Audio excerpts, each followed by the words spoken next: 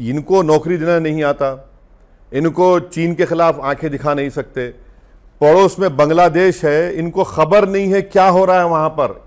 उर्दू में बोलते हैं ना, ख्वाब गफलत में 56 इंच का सीना सो रहा है। इनको जब उठते हैं अपने नींद से, ओह वहां पर ऐसा हो गया। बांग्लादेश में जो हालात बने हुए हैं और बांग्लादेश में जिस तरह की अराजकता इस वक्त देखी जा रही है, जिस तरह की सड़कों पर हम प्रदर्शन देख रहे हैं, क्या आपको लगता है कि बांग्लादेश एक हमारा और पड़ोसी देश अस्थिर हो जाएगा, वहां पर अस्थिरता आएगी, इस तरह के हालात होंगे जैसे अफगानिस्तान में हम वहां पर भी देखेंगे इस तरह के हालात? ये पूरी जिम्मेदारी नरेंद्र मोदी की है। नरेंद्र मोदी डिप्लोमेसी को पर्सनल लेवल पर करते हैं, लीडर टू लीडर। डिप्लोमेसी होती है देश के दरमियान, दो देश के दरमियान। नरेंद्र मोदी लीडर करते हैं। आप देखिए मालदीव्स में हमको नहीं मालूम चेंज हो गया, 56 इंच का सीना, हमारी फौज वहां से वापस आ गई।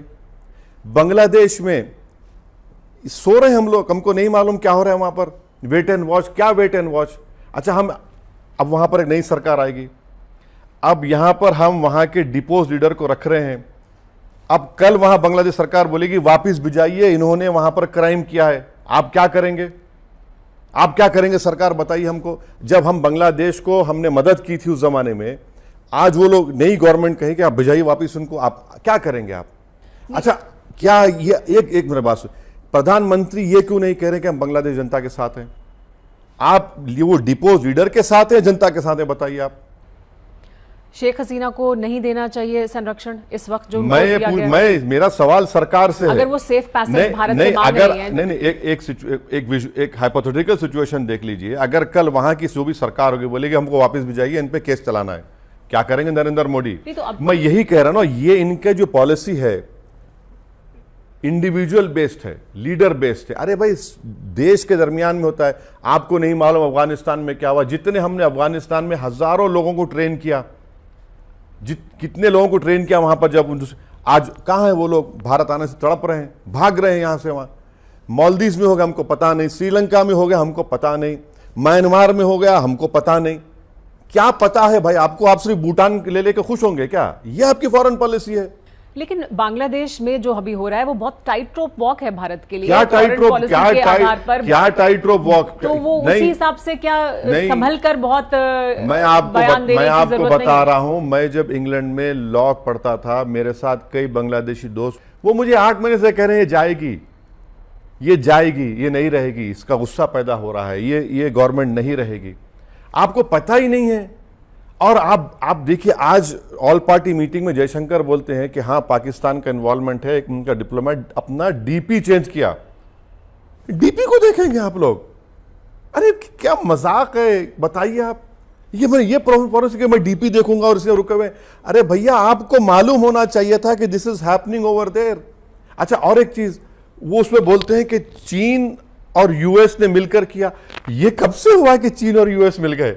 एक मजाक बना के रखा है हमारी फॉरेन पॉलिसी का।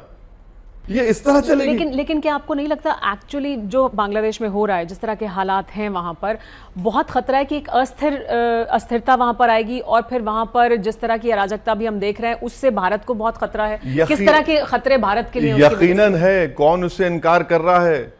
मगर हमारे देश के प्रधानमंत्री जो मुस्कुराते हुए थकते नहीं है किसी फॉरेन लीडर से मिलते हुए, वो उनकी गलती है। वो अपनी डिप्लोमेटिक पॉलिसी को इंडिविजुअल बेस करते हैं। लीडर चला गया, हमको परेशान नहीं। मालदीव में हमने जो पहले लीडर थे, बड़ा उनका साथ दिया, वो गायब, हम परेशान हैं। लेकिन अफगानिस्तान में हमको पता नहीं चला, अमेरिकन छोड़ के भाग गए जिन लोगों को हमने। शेख हसीना तो भी हैं भारत में, तो उनको नहीं देना चाहिए हमें संरक्षण? मेरा एक ही सवाल इस सरकार से है, अगर कल वहां की नई सरकार नरेंद्र मोदी की से कहेगी कि उनको वापस करिए, आप क्या करेंगे? अब तक हमको यह कहना चाहिए था कि जो तब्दीली आई है, हम उस जनता के साथ हैं, लीडर आएंगे जाएंगे, मगर हमारे बांग्लादेश ताल्लुकात तो अच्छे रहना बहुत ज़रूरी है। अगर हम वहाँ पर अपनी मौजूदगी का एहसास नहीं दिलाएंगे तो जाहिर है चीन है, पाकिस्तान है, जो हमसे शुरू से हमारे खिलाफ रहे, वो उनको स्पेस मिल जाएगा।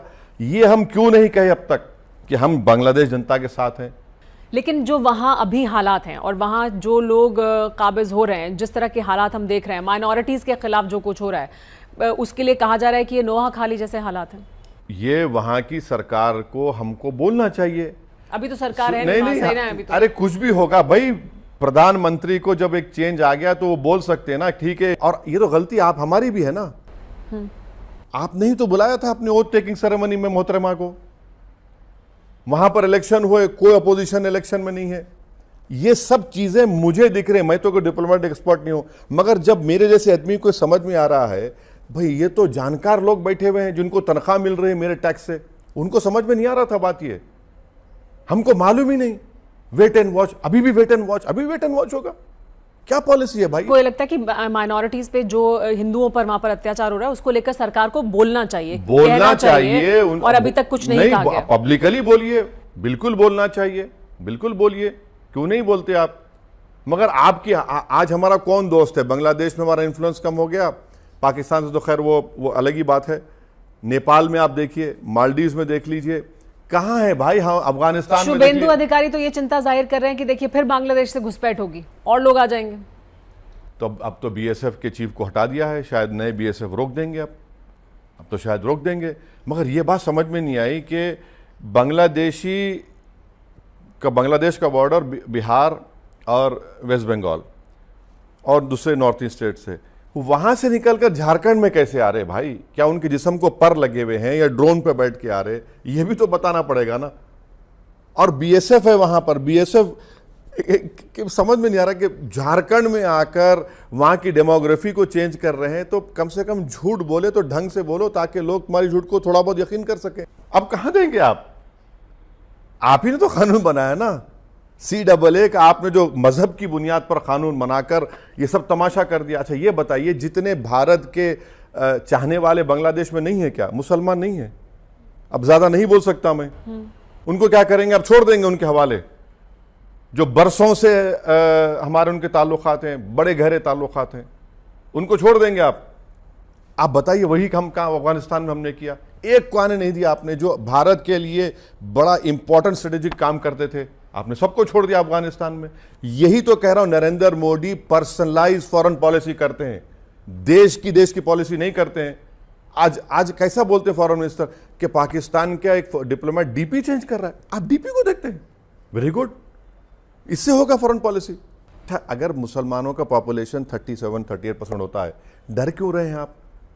ये डर क्यों? मैं भारत का नागरिक हूं ना, मुझे इस देश से मोहब्बत थी है, रहेगी। आपको डरने की क्या जरूरत? आप शक क्यों कर रहे हैं मुझ पर? आप तो मुख्यमंत्री हैं। अच्छा, जब चुनाव हो रहा था तो मुस्लिम इलाकों में जाकर मुसलमान जिंदाबाद नारे लगा रहे थे, नाच रहे थे, गाना गा रहे थे, क्या क्या बोल रहे थे, क्या क्या ख्वाब दिखा रहे थे। अब चुनाव हो गया तो आगे अपने असलियत पे। क्या नुकसान क्या है बताइए? पॉपुलेशन अगर 37% आसाम में, नुकसान क्यों है? जी हाँ दोस्तों, वीडियो में आपने देख लिया किस तरह मुस्लिम भारतीय लीडर ने फौज और हुकूमत को तनकीद का निशाना बनाया। ये थी अब तक की मालूमात। वीडियो कैसी लगी अपनी राय के साथ कमेंट बॉक्स में ज़रूर करें। हाजिर होते हैं एक नई वीडियो नई अपडेट के साथ। नेक्स्ट वीडियो तक दीजिए इजाज़त। अल्लाह हाफिज़।